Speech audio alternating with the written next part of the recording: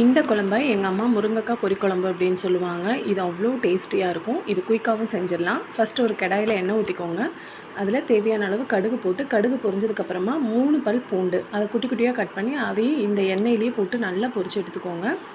1 பெரிய வெங்காயம் நல்லா பொடியாக கட் பண்ணி அதையும் இதோடவே ஆட் பண்ணி நல்லா வதக்கிக்கோங்க. இதில் 2 மீடியம் சைஸ் தக்காளி அதையும் குட்டி குட்டியாக கட் பண்ணி இதோடவே போட்டு நல்லா வதக்கிக்கோங்க. தேவையான அளவு உப்பு போட்டுக்கோங்க, கருவேப்பிலை போட்டுக்கோங்க. இதெல்லாம் நல்லா வதங்கினதுக்கப்புறம் தேவையான மசாலா சேர்த்துக்கலாம்.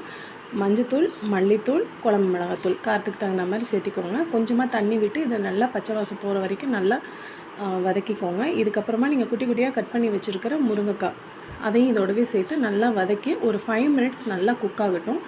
இது நல்லா குக் ஆனதுக்கப்புறமா தேவையான அளவு தண்ணி ஊற்றி, உங்களுக்கு எவ்வளோ வேணுமோ அந்த அளவுக்கு தேவையான அளவுக்கு, ரொம்ப தண்ணியாக இருக்க வேண்டாம், கொஞ்சம் திக்காக இருந்தால் நல்லாயிருக்கும். தேவையான அளவு தண்ணி ஊற்றி நல்லா கொதிக்க விடுங்க. இது நல்லா கொதித்து வரும்போது ஒரு நெல்லிக்காய் சைஸ் புளி அதையும் இதோடவே கரைச்சி ஊற்றிக்கோங்க. தேவையான அளவு உப்பு போட்டுக்கோங்க. இதெல்லாம் நல்லா கொதித்து வந்ததுக்கப்புறமா ஒரு மிக்ஸி ஜாரில் கொஞ்சமாக தேங்காய் போட்டு அந்த பேஸ்ட்டை அரைச்சி அதையும் இதோடவே சேர்த்து நல்லா கொதிக்க விடுங்க.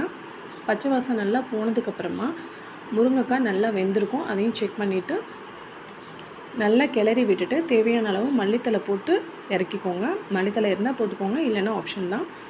இதெல்லாம் நான் காட்டியிருக்கிற மாதிரி ஓரளவுக்கு எண்ணெய் பிரிஞ்சு வர வரைக்கும் நல்லா கொதிக்க விடுங்க. டேஸ்டியான முருங்கைக்காய் பொரி குழம்பு ரெடி.